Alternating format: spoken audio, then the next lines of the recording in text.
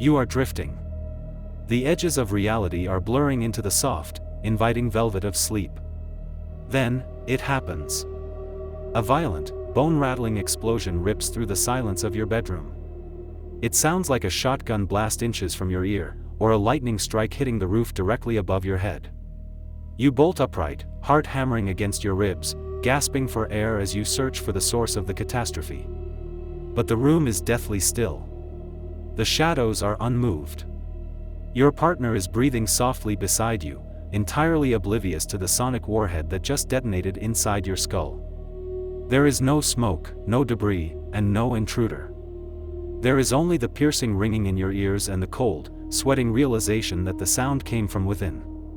This is not a dream, and it is not a hallucination in the traditional sense. It is a sensory ambush, a terrifying glitch known as exploding head syndrome.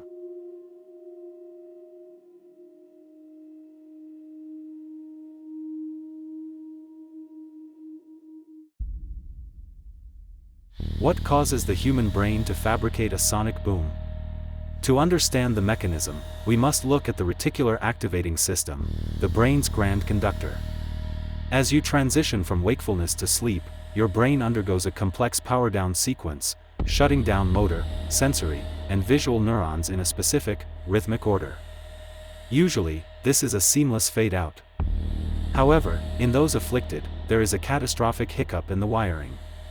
Instead of the auditory neurons drifting into a quiet slumber, they fire all at once in a massive, synchronized burst of electrical activity.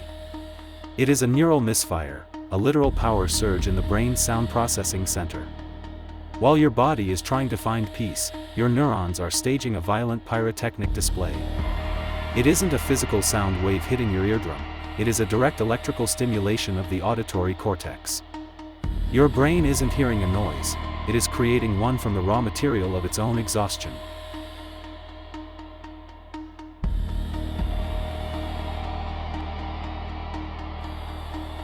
This phenomenon isn't a product of our modern, high-decibel world.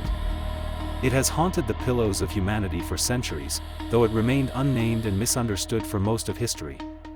In 1876, the neurologist Silas Were Mitchell first documented these sensory shocks, describing patients who felt as though their brains were being struck by hammers or electrified wires at the moment of sleep.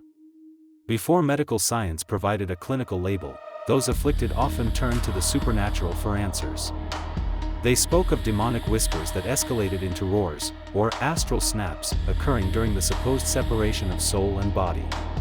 Even today, the historical context reveals a recurring pattern. The explosion strikes most often during periods of extreme stress or profound sleep deprivation. It is the brain's ancient way of screaming when the pressure of existence becomes too heavy to bear silently. It is a biological ghost story, written in the language of neurology.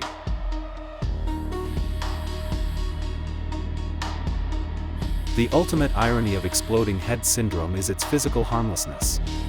Despite the perceived violence of the experience, it leaves no physical mark. There is no tumor, no hemorrhage, and no permanent damage, only the lingering, psychological dread of the next bang. The twist lies in our own fragility. Our entire perception of reality is dependent on a delicate sequence of biological switches. When those switches flicker, our internal world can explode without a single vibration in the air around us.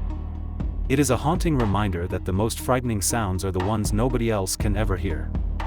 If you have ever felt that internal lightning bolt, you are not alone in the noise. If you find these journeys into the darker corners of the human condition fascinating, feel free to join our vigil by liking and subscribing. Your support keeps the signal alive in the encroaching dark. Welcome to the Mortal Coil.